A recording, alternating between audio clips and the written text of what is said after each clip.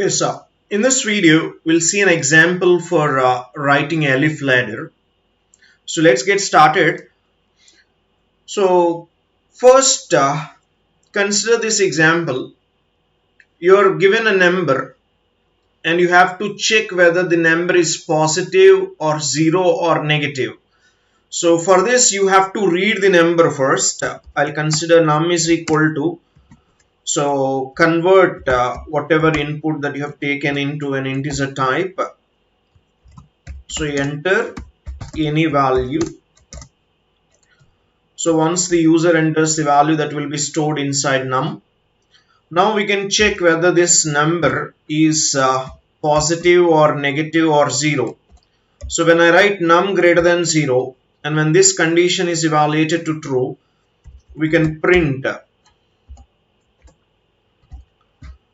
given number is positive. Okay.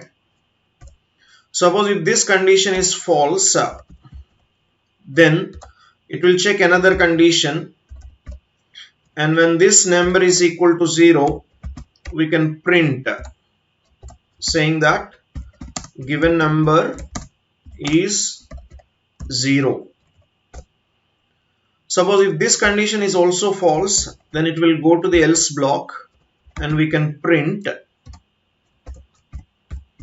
given number is negative. These are the three different cases, right?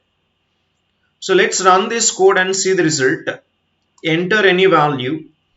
Let us suppose I am entering value as 7. Immediately it will display given number is positive.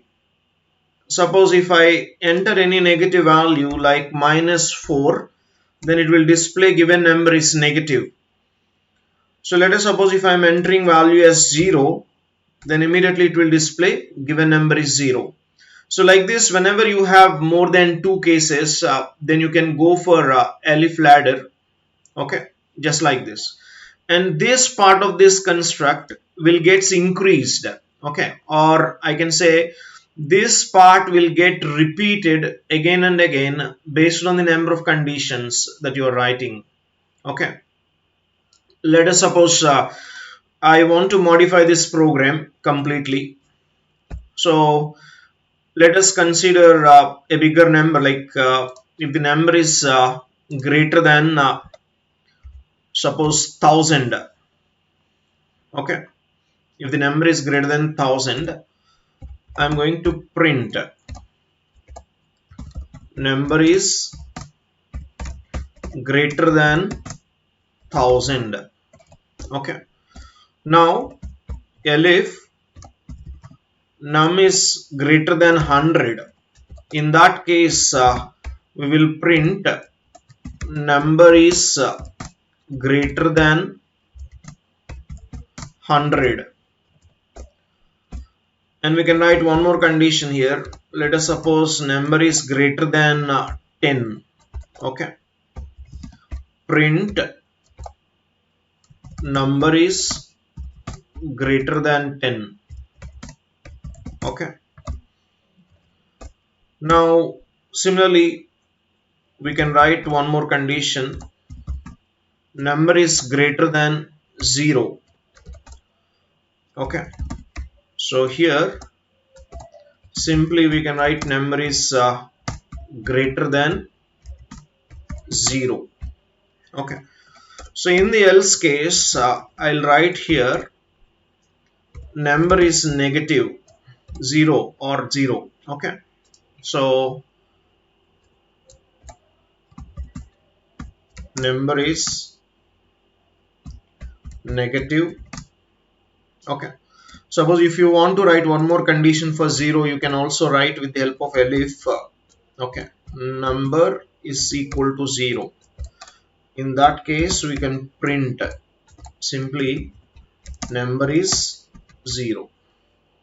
Okay, so I have written multiple cases. Okay, so this is one condition, this is the second one, third one, this is fourth one, this is fifth one, and finally if all these conditions are evaluated to false, it will go to this else block and it will print this statement. Okay, So let's run this code and see the result. Enter any value. Let us suppose I am entering value as 55. Then it will display just number is greater than 10, because first it will check 55 is greater than 1000, condition becomes false. Then it will check the next condition, 55 is greater than 100, condition false. Then it will check 55 is greater than 10, condition true. So associated statement will be executed, which is number is greater than 10. Okay. So similarly, let us enter a value like 500. Now this 500 is first checked with this condition, 500 is greater than 1000, condition will become false. So it will go to the next condition, 500 is greater than 100, condition becomes true. So the associated statement will be executed, that is number is greater than 100. So let us suppose I am entering a value as 0, then it will immediately print number is 0, because all these conditional expressions are evaluated to false, and this condition will become true and the associated statement will be executed. So let us suppose I am entering a negative value like -7. So in that case, it will go to this else block and it will print number is negative. Okay, like this.